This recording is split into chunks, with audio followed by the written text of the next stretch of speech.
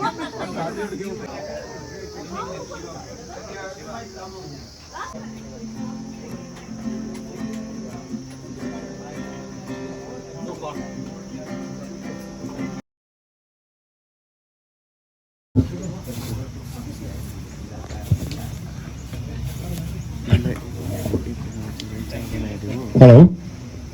Okay. Good evening, folks, and my humble gratitude to the organizers and especially Mr. Pramod, who invited me to be over here. And I would like to extend my extreme humility to the youth club of our area for honoring me to represent them around here. So my name is Wangdi Gyalpo Bhutia, and I'm from Jorbanglo. And particularly, you call it Goskan line in Nepali, if people don't understand it, but it's from Pinam Market. So I've been writing for the last around 28 years or so, which most of my folks they don't know. And so far I published around couple of books. Unfortunately, most of my books are sold outside only, not in India, unfortunately. And just last year, I just published a book from and from Amazon, from Kindle. So unfortunately, most of my books couldn't come to India because of all this taxation and all, because I sold my books around $6 in the United States, and then but then when I ordered for the same book around here in Darjeeling, it cost more than $700. So definitely, when you talk about a poetry book, especially in Darjeeling, where the poetry is considered to be in a very miniature scale, to be honest, because most of the people, they don't love poetry at all. Perhaps maybe because our teachers failed to inculcate the love for the poetry, because I personally found I had so many English teachers in my life, they never, I'm not blaming them, rather I'm just telling them, or in fact I'm just telling the fellow youth boys around here and every poet and writers here. And I think especially in our society, in Darjeeling society, it's really important to inculcate the love of reading. And when it comes to poetry, even the students back at school, the only thing they know is it's only about question and answer. The teachers, they only just summarize the poetry. They just underline certain the archaic words, and they just write the meaning. So in that way, they don't love the poetry, art of loving poetry. So back then when I was studying literature, even I fell out of the station, because whatever I studied at school, when I went to college, I knew nobody. Whatever my teacher taught me, professor taught me at college, I was totally oblivious about the poet and writers that they were talking about. So then I started writing poems, and then I started thinking poetry should reach a common mass, like the T.S. Eliot, the great poet of 20th century, said, the 20th century is not an age of king or queens, rather is an age of common man. So in order to reach the common people, common mass, the poetry language should be simple, and that is what I believe in, and that's how I've been writing. So I would like to share a few of my poems with you, and kindly bear with me though.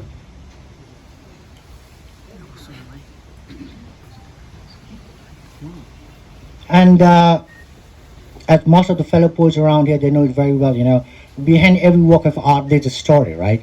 So I'm just going to write a few story, brief background, and then I'll just try to recite a poem so that you will have a better comprehension of what I'm trying to say. My first poem, I say, the title is Voices from Emotion. The story behind this poem is it was around, I was back there maybe in second or third year at college, and for around 6 months or so, I didn't compose any poems. So I had a friend, who's also an artist. So he told me, how many poems did you write within the last 6 months? So I told him, none. So he told me, go to hell. So I asked him why. So I told him, I didn't get a mood, so I didn't write it. So he told me, Wangdi, if you depend on the mood, you'll never become a poet. What if you don't get a mood for the next 20 years? So does that mean that you're not going to write even a single poem? Okay, so what I'm trying to tell you, the young writers especially, is please don't depend upon the mood. Because you never know when the mood comes. When mood comes, you write hundreds of poems. But if mood doesn't come, what are you going to do? The consistency and persistency should be there, and the tenacity. That's more important. So I composed this poem, like I couldn't write anything at all in English. So I wrote, in Hindi we call it pankti, in Hindi actually. Then I translated that into English and I just elaborated a little bit. So please allow me to recite the main pankti in Hindi first, then I'll just translate that. So I wrote, काफी दिनों बाद मैंने लिखा कुछ, काफी दिनों बाद मैंने लिखा कुछ, गोरे कागज की भूख शांत हुई, काफी दिनों बाद मैंने लिखा कुछ, गोरे कागज की भूख शांत हुई, भावनाएं हंसती हुए बोले मुझसे, हमें मालूम था तुम लिखना छोड़ नहीं सकते. Okay, so this is what I translated in English, but I elaborated a little bit. Okay, so please bear with me. So I wrote it like voices from emotions. After so many ducks and dawns, I sat in my couch, calm and composed, unrestrained by mind and even unresolved. I commenced writing something, then thirst and hunger of paper pacified and were quenched. Then came my emotion, gushing, spouting, spreading, spurting and gliding into my being, and whispered in a tone, oh so pure and melodious, like a nightingale singing in a dark night, I knew and know you can't stop writing. Thank you. That was my first poem. And this is the poem that brought me small sort of like limelight in international arena. Because this poem was, this poetry was selected as a finalist in international poetry competition. It was in DC. I was a finalist there. Back there in 2006, that I'm still basking in the heydays of the past days. And my second poetry is about circumstances, So here I just try to, portray how a relationship, it changes. Like a young poetess around the lady, the girl over there, she said like, how in a relationship the situation changes, right from when you fall in love and then you get married, then you have a child or children, and then once you start with sipping with the same cup, and then you start having your dinner at a different room or at different times. So I'm just trying to portray that. It actually happened with my spouse though. Right now it's still like she's my wife though, okay? I'm still happily married and I have a daughter, okay? So I wrote this about circumstances, I wrote, gone are those days, gone are those days, and with it all those feelings that we silently and secretly exchange through our amorous eyes, escaping and piercing those numerous eyes. But to our dismay, all those glimpses neither allowed us to part nor to meet. But now, all those gentle and modest exchanges. But now, all those gentle and modest exchanges have now taken more concrete shapes. I know I'm of someone else. I can speak like that, don't know what is that. But now, all those gentle and modest exchanges have now taken more concrete shapes. I know I'm of someone else. I know I'm of someone else, and perhaps you too. But still, your and my steps lead to each other, and my eyes have become numbed, seeking desperately your visage among crowds, and frozen arms of mine may be yours too in this chilling winter, pleas and cries for one hug to come to life. Thank you. And this I'm a man and I'm not a gay and I'm not bisexual though, and I'm not lesbian too, okay? So actually I've tried to, put myself in the shoes of a prostitute, because like in India there's a different scenario how the sex workers are being treated, or in abroad. There are sex workers like who do it for fun and joy. Like in the Paulo Coelho wrote in his book 11 Minutes, where like, the prostitutes in Paris, in Europe, like normally, the main the protagonist, she wants to be a prostitute because she loves that work. But in India, especially in our South Asian country, they are forced into sex trade. Okay, so being a man, of course, I cannot fathom the density or intensity, or rather, I would say, I cannot empathize with them about a woman. But then I consider myself as a whore, and then I compose this poem. I don't know like how far I've succeeded, especially the ladies around here, they might be a very good critic for me, okay? So I wrote Feelings of a Whore. Okay? When mighty rays bid adieu from the distant horizon to receive reception from others, reluctantly I enter one's toilet. Here toilet normally in European it means like your makeup room. Reluctantly enters one's toilet to prepare myself for the hunting and to live life of incognito. Equipping myself with best attires, makeups and sensual lips, showing stimulating hips, I go to country jungles, butchering my true being just to be a prey of some rich belly. Every kind, dark, fair, stony, lean, chubby, wrinkled wolves pounce on my carcass to quench their hunger. The warmth and essence of my body, that I inherited from my beloved mother have been blurred, warming uncountable icy beds of cheap mortals. They call themselves a good father. Now let's look at the hypocrisy for men. They call themselves a good father, but daughters of others they slaughter. I am of their daughter's age, but I have to endure their lustful gaze.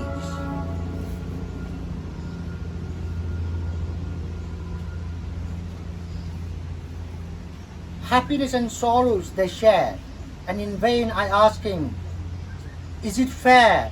Happiness and sorrows they share, and in vain I ask him, is it fair? Those who for some filthy reason dumped me in an ocean where there is no shore, these days they call me a whore.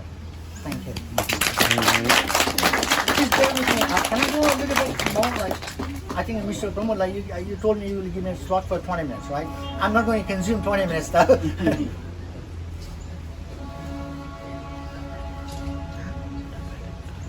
And this poem I composed when I was sort of broke, even though I was working, but then sometimes there's a time comes, when I tell you broke, and then you don't even have a single penny in your wallet to buy a cigarette, and then you just wait for some key person who might just come and help you out. It's all about poverty though. So the title is Shh. Okay. Shh. Please be quiet. Please be quiet. Just have they, few innocent faces, falling into slumber, not in a cozy couch, but in a nook of a ramshackle shade. My wife had just noticed them, not with sumptuous bread and butter, but had beguiled them with fairy tales and water. I don't even have a penny to buy a cigarette. I don't even have a penny to buy a cigarette, and I just wonder how this night will pass. And if your screeching voice breaks the lull of the night and enters into my shade, those innocent beings will wake up and will cry, hungry, hungry, hungry. Thank you.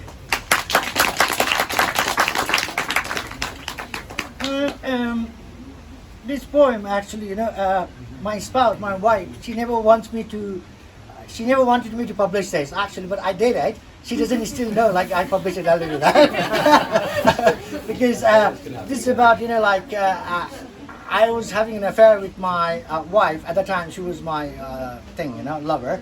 And then sort of thing, I was born and brought up in Darjeeling. Then just for the work's sake, I went to Nepal and Kathmandu to work. And then in between, the long distance relationship, and then I started feeling a bit insecure. And then I started writing that, because every time she used to call me, we just used to argue. Alibi was out of the question. The more of you stupid, you rascal, you treasure, and everything used to come. So I was feeling so suffocated, so I just composed this poem. So I give this a title Me, You, and Time. Ah, fragile bosom of mine, ah, fragile bosom of mine, aches and bleeds to witness. Those flowers that showered on my steps have now transformed into thorns that pierce my steps. Those hands that used to feed have now become cold, letting me to starve. Those soft moistening lips, that used to quench the thirst of my dry and parched lips, have now transformed into a menacing spear, piercing sunlight into my heart as if I am a swine. Those soothing eyes and those soothing eyes that encourage and smile at my failures too have now frozen, showing no emotions at my success too. Those cozy and warm arms of yours that always gave me warmth and shelter during my woes have now started suffocating me. The dark, lustrous hair of yours, which used to arouse and stir every hair of mine, have now started itching and irritating me. In such wretched plight, I realize everything around us has changed, but I wonder what? Me, you, time. Thank you. I hope now I don't have to scream. Please bear with me for a couple more minutes, okay, folks? Mostly, I write about whatever I experience it, because I'm more a fan of like romanticist poet, William Wordsworth. Now, I'm not into like Seminole College. You write about, the celestial bodies and everything, because I think like I just can't dream like that. So I just write about whatever I feel and whatever I perceive, and then I just try to display it in different ways. This poem, it's very special to me, because I composed this poem on the 28th of April 2009. It was just after 2 days my daughter, she was born. She was born on 26th of April 2009, And there's a very small, slight story about it. At the time I was back in Kathmandu, and in 2006 at the time, in Nepal, it had a tremendous amount of load shedding. We used to have 18 hours of load shedding. Can you imagine that, guys? Can you imagine living a life like 18 hours of no light every single day? No internet, no televisions, no facility, no light. Means no electricity, means, no mosquito bites and everything, and then no water pumps. So you just need to go to the tap to do that, So I composed that. So I wrote in that way. I composed it around 1 a.m. in the morning where I was just trying to fetch water from the tap, And there was load shedding, so it was April month, it was summer, so there were a lot of mosquitoes, but we can use all out, like most of the foreigners, you might not know. All out is a machine food too, it's a mosquito repellent one. So I wrote that, but I am happy. I wrote this one, but I am happy. Life has taken bizarre waft. Years has taken foreign direction. Commenced at first with distortion of my interior design, giving it a look, a strange one, seemed someone else's room. Tables flocked with calcium, iron tablets, Horlicks, diaper and so on. The one that used to swarm with ashtrays, cigarette packs, lighters, and yes, beer. But I'm happy. Little angel has bloomed. Mosquitoes.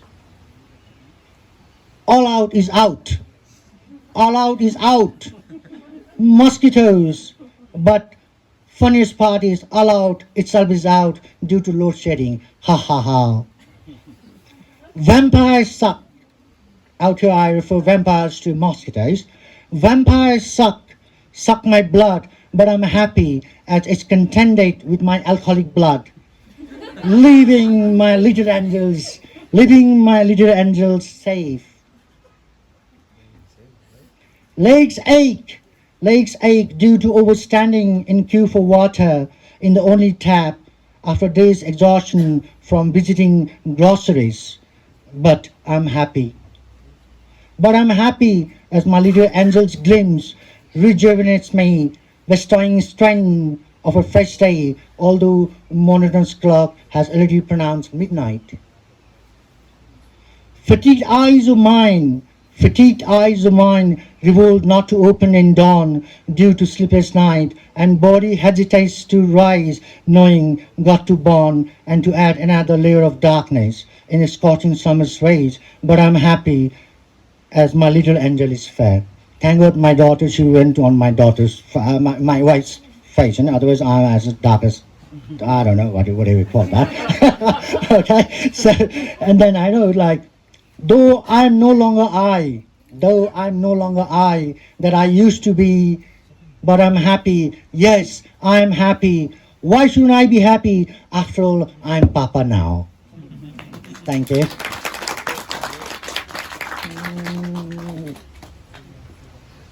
Now, this poem I wrote about, there was a neighbor, and she had a little girl. They belonged to a really very downtrodden family. So I told her to come and stay at my place. I'm going to adopt her, to send her to school and everything. So I just wrote this on her place. A dream, will it come true? A prince riding on a splendid white horse, would come for my rescue, like in fairy tales, and then I'll live happily ever after. This is what my master says. Head and body, filled with lies and whatnot, clothes all dirty. Head and body filled with lies and whatnot, clothes all dirty. Wear clean clothes, says my master. Wear clean clothes, says my master. But how am I to tell? It is the only clothes that too which he bought. Even I want to be clean, be ready for my prince, but what to do? Mom's lost in alcohol, even can't blame her, my papa, that swine. Mom's lost in alcohol, even can't blame her, my papa, that swine, settled with another woman, deserting my mom and has 5 children. My master wants me to call me Papa. But how can I when I know he's not? People say I'm pretty, but without clothes, how am I to look pretty? I believe in my master, a prince would come for my rescue, but I fear, will he recognize me in these shabby clothes, head and body filled with lies?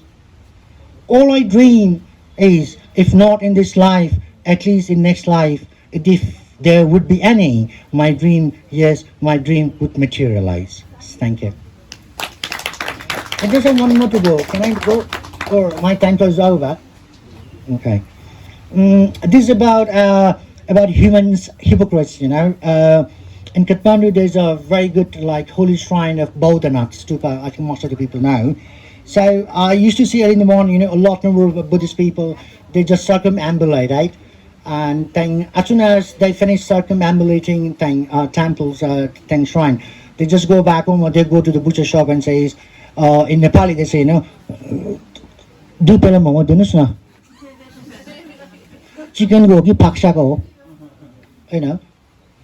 A person who just visited temple or a shrine just returns from the temple or anywhere, and then goes to a restaurant and asks for a meat. So it's for humans' hypocrisy that I wrote, right? Strange we are, strange indeed humans are. Chant prayers and mantras in front of gods and plead for blessing for self, for dear ones, blessing for happiness, prosperous life, and for long life. However, do humans realize our bellies are the graveyard of many innocent living creatures? I'm done. And this is my last poem. This is about it's a satire. I just tried to write it in a very low burlesque. It's about, our Darjeeling people, people are very fond of strike, right? So people call it strike. So normally abroad people, they call it halt. So back in Kathmandu, when I was there, a boy was kidnapped, a child was kidnapped in Kathmandu, and then like the political leaders in the public, they called it a halt strike. So many chaos happened that day, and even I had to walk like more than 10 miles just to go to my workstation. And while walking, I just started communicating with like commuters and local people around there. So that's how I wrote about it. I wrote it again. For Darjeeling, again is very simple, common. Every now and then we have a strike. Again there was a halt. Again there was halt. Halt on the roads of land of temples, means Kathmandu. Again there was a halt. Halt on the roads of land of temples. Everywhere people shouting, screaming slogans which I couldn't decipher. I asked someone on the road, "What has happened?" He said, "A child was kidnapped, and so there's a halt." He further explained, "Sir, the day will come very soon when there will be halt. Sir, there will be a day come very soon when there will be halt, when some rich bellies will die. Hell will this city, doomed city." After he left, I started meditating on his words, and I really found it rings true. I looked around and saw a crowd of commuters, office goers, students, parents, some groaning, some mourning, some cursing. Just then a man cursed, "May his parents also get abducted." I too cursed them, but don't know whom, for I had to walk 10 kilometers in that scorching heat for no fault of mine. Later at night, the news reader read, "A newly born child and a mother died on the road for not getting medical attention." At that time, I cursed them, but I still wonder who was responsible. Was that boy who was abducted? Were those people who abducted the child? Were those people who called halt? Were police officers who couldn't solve? Were we? Was government? Who? Thank you. I think I'm done with that.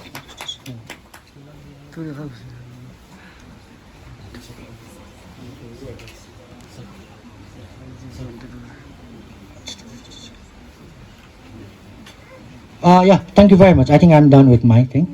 Okay, and thank you very much for bearing with me. Thank you. Have a nice evening.